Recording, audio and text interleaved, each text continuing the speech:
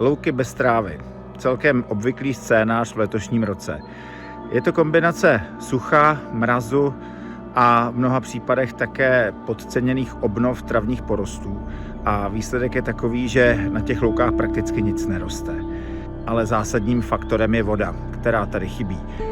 Za 3. a 4. měsíc letošního roku, tedy za březen a duben, spadlo tady v Humpolci necelých 30 mm srážek, což je ukrutně málo a vidíme to na obilí, vidíme to na řepkách, vidíme to prakticky všude.